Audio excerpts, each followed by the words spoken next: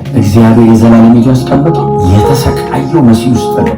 ሰላም ውድ ተመልካቾቼ እንደምን አላችሁ? እኔ ደህና ነኝ፣ እግዚአብሔር ይመስገን። ሰላም ናችሁ? ዛሬ ደግሞ በአዲስ አቀራረብ ወደ እናንተ ቀርብ ያለው ከዚህ በኋላ እንደዚህ ያሉ ትምህርት አዘል ቪዲዮዎች ወደ እናንተ እያቀረብ እንቀጥል ይሆናል ማለት ነው። ላለፉት ጊዜያት ከዩቲዩብ ቻናል ላይ ጠፍቼ ያለው ብዙውን ጊዜ እየሰራ ያለሁት በቲክቶክ ላይ ስለሆነ አሁን ደግሞ በዩቲዩብም በቲክቶክም ለመስራት በሁለቱም ለመስራት ወደዚህ ፕላትፎርም ተመልሼ ያለው በጣም ትምህርታዊ የሆኑ መንፈሳዊ ነገሮችን እያዝኩ ወደ እናንተ ቀርባለሁ። የምትታነጹበት የምትበረቱበት እግዚአብሔርን ደግሞ የምትፈልጉበትን መንፈሳዊ ነክ አስተማሪ ቪዲዮዎች ወደ እናንተ ይዤ በየጊዜው እቀርባለሁ። ቢያንስ በሳምንት ከሁለት ጊዜ በላይ ከሶስት ጊዜ በላይ ወደ እናንተ እንደዚህ ያሉ ነገሮችን እያዘጋጀው መቅረብ እፈልጋለሁ። ከእናንተ የምጠበቀው ላይክ ማድረግ፣ ፎሎ በማድረግ እና ኮሜንት በማድረግ አብራችሁን ከኔ ጋር የእግዚአብሔር መንግስት ወንጌል እንድታገለግሉ በአክብሮት እጋብዛችኋለሁ። ወዳችኋለሁ። ቀጥታ ዛሬ ወደ ቪዲዮአችን እንሻገራለን ማለት ነው። ወዳችኋለሁ። እግዚአብሔር የዘላለም ሕይወት ያስቀምጠው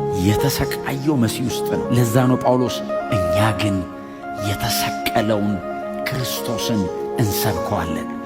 the crucified Christ not only the suffering የተሰቃየ ብቻ አይደለም የተሰቀለ ነቢይ ጥለን እንደምታውቁት በጣም እግዚአብሔር ከምድራችን ላይ ካስነሳቸው አገልጋዮች መካከል አንዱ ነው። ክርስቶስ ለትኩረት አድርጎ የሚያስተምር አስተማሪ ነው። በተለይ የክርስቶስን የስቃይና የስቅለት ትምህርቶችን ሲያስተምር ልብን ውስጥን ነው የምነካው። በጣም ደስ ባለ አቀራረብ ነው። ለሰዎች ተምረው እንዲለወጡ እንዲቀየሩ በሚያደርገው መንገድ በቦታ ላይ እንደነበረ ሆኖ ነው የሚያስተምረው። በአንዳንዴ በጣም ከሚያስገርመኝ ነገር እሱ ሲያስተምር ስንመለከት ብዙውን ጊዜ እዛው ቦታ ላይ የተገኘ ሰው ነው የሚመስለው። አብሮ እዛ የነበረ ሰው ነው የሚመስለው። በቀንትኑ ይመጣል አይምሮአችን ላይ ቦታው ላይ እንደነበረን አድርገን ስንሰማ በቃ አብረን ቆመን ምናይ ምናምን ነው የሚመስለን። ወንጌልን ስሰብክ በጣም ግልጽ በሆነ መንገድ ነው የሚያስተምረው። እስቲን ቪዲዮ እንመልከት። በጣም ብዙ ነገር ትጠቀሙበታላችሁ። ይቅርታ በመሃል ስለገባው። አልቲሜትሊ ኢየሱስ ክሩሲፋይ ሆኗል። አየ የመረጠው መሞቻ መስቀል ነው። መስቀል ማለት በዘመናት መካከል እጅግ በጣም ክፉ የተባለው አሟሟት መንገድ ነው። ሮማዊ ዜጋ ከሆንክ በመስቀል አይቀጡህም። ለምን? ለዜጋቸው እንደዚህ አይነት ሞት አይገባም። ምንም ብታደርግ ምንም ሮማዊ በዚህ አይነት መንገድ ካፒታል ፓኒሽመንት እንደዚህ አይሰጥም። በተለየ መንገድ ይገሏቸዋል። የመስቀል መንገዱ ከሞቱ ይብሳል። አብ ከሰማይ ጨከነ ብዙ ልጆችን አይደለም የሚለው ቁጥር 10 ብዙ ልጆችን ወደ ክብር ለማምጣት እኮ ነው የሚለው። እኛን ወደ ክብር ለማምጣት አንድ ልጁ ላይ ወሰነ። እግዚአብሔር የጨከነው እኔን አይቶ ነው። እንዴት ደስ ይላል መሰላችሁ! እግዚአብሔር የጨከነው እኔን አይቶ፣ እኔን ሳይ ልጁ ላይ ጨከነ። እንቀጥል። ድነት ይሄ ነው። ሲቃዩ ይሄ ነው። መከራው ይሄ ነው። የሮም ነገስታቶች ሲሳለቁበት በፊታቸው አቁመው የአይሁድ ንጉሥ ነህን ይሉታል። እሱ እኮ የአይሁድ ንጉሥ አይደለም፣ የነገስታት ንጉሥ ነው። የምድር ነገስታት እኮ ገዢ ነው ነህ እንዴ ይሉታል። ካህናቶቹ አቁሞ ፊቱ ሊቀ ካህን ተብለው የተጠሩት እሱ እኮ ነው ሊቀ ካህኑ። እኔን ለማዳን ዝም ያለው ኢየሱስ እኔን ለማዳን መመለስ ይችላል፣ ማጥፋት ይችላል። ሊያግዙት ሲሞክሩ ሰይፋችሁን መልሱ ያለው ሰይፉን የመዘዘውን ሰውዬ ለማዳን፣ ጆሮ የተቆረጠውን ሰውዬ ጆሮ ለመለጠፍ ብቻ አይደለም፣ ለሱ ሰውዬ ዘላለም ሕይወት ለመስጠት ኢየሱስ እዛ ድረስ መውረድ ነበረበት። እሺ ብሎ ወረደ። ይህንን ቪዲዮ ብዙዎች መስማት አለባቸው። ይህንን ቪዲዮ በመስማት ብዙዎች ወደ እግዚአብሔር መንግስት መምጣት አለባቸው። ቪዲዮን ላይክ እያደረጋችሁ አብራችሁን ከኔ ጋር ተከታተሉ። ወዳችኋለሁ። ድነት ሳልቬሽን ከጨጓራ መዳን አይደለም ድነት። ጉንፋን ማስለቀቅ አይደለም ድነት። አምላክ ሰው ሆኖ መስቀል ላይ ነው የሞተው። የሆነ የሞተ ሰው አምጥቶ ተጸልዩለት ተነሳ አልተነሳ ይሄ አይደለም ድነት። ሳልቬሽን ከዘላለም ሞት የዳንኩት ነኝ።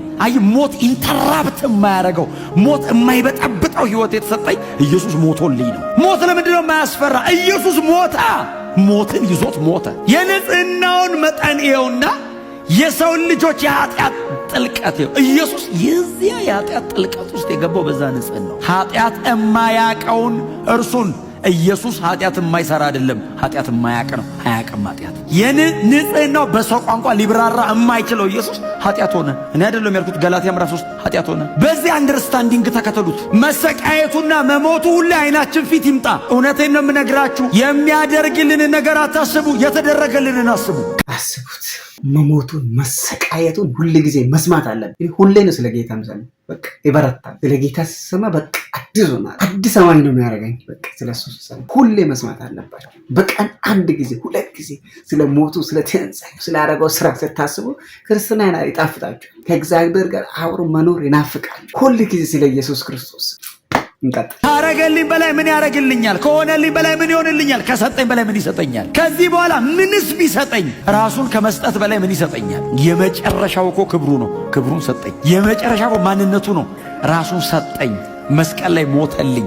አልበቃ ብሎት እኔ ውስጥ ገብቶ አደረ። ሳልቬሽን ያልበቃ ያለው ኢየሱስ ያንን እንጨት የቀሬናው ስምዖን ነው ስሙ ተሸክሞለት እዚያ መስቀል መሰቂያው ድረስ ይዞለት ሄደ። ወስደው መስቀል ላይ ቸነከሩት። እዚህ ጋር ነው ሳምንት መቀጠለዋለሁ። እዚህ ጋር አይደለም የበሱት፣ እጁን እዚህ ጋር ነው የበሱት። ፊዚዮሎጂካሊ በጣም በሕክምና ነርቡን ምናምን የቆረጡት ባይዘው። የመስቀል ሞት መስቀል ላይ መሰቃየት ብቻ እንዳይመስላችሁ። ባዮሎጂካሊ አንዳንዱ ነገር እዚህ ጋር ማውራት አንችልም። አንዳንዱን ጉዳይ መስቀል ላይ የሚሰቀል ሰው ምንም ነገር መሆን አይችልም። ባይዘው ደሙን የሚሄድበትን ይቆርጡታል። ነርቭ ይበጥሳሉ። የሆነ ገምተው አይደለም የሚያረጉት፣ የታቀደ ቦታ። ለምን? የሲቃዩ አካል ነው። እጁ ተበስቶ መንጠልጠል አይደለም ጉዳዩ። እዚህ ውስጥ የሚቆረጥ ነገር አለው። አብረው ይቆርጡታል። ያንን ሁሉ ሲቃይ ኢየሱስ መስቀል ላይ ሲሰቃይ ዝም አለ።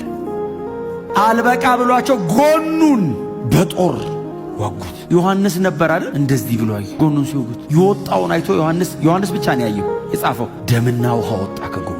ደም ብቻ ሳይሆን ውሃ ድሬን አረግ። ተጠማው ማለት እኮ ሲስኮሲስ ድሬን ማለት ውሃ ጠማኝ አይደለም። ፈሳሽ አለቀ ከሰውነቱ። ቆዳው አጥንቱ ላይ ተለጠፈ። ምንም ፈሳሽ ሰውነቱ ውስጥ የለም። ሙልጫ እዛ ደረቅ እንጨት ላይ። ይህ ሁሉ ዋጋ የተከፈለው ለኔና ለአንተ ነው። ለኔና ለአንተ ነው። ይሄ ሁሉ ዋጋ የተከፈለው ጌታ ምን ያህል እንደሚወደን በዚህ እንረዳለን። ፍቅሩ ጥግ ነው።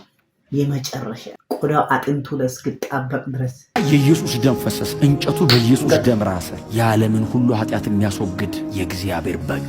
እግዚአብሔር ያንን ደማይ ከሰው ጋር ታረቃለሁ። የድነታችሁን ራስ በዚህ መንገድ ፈጽሜዋለሁ። ብዙ ልጆችን ለክብር አመጣለሁ አለ። ቻለ። ኢየሱስ ለእኔ የተከፈለ ነው ወዳጆቼ።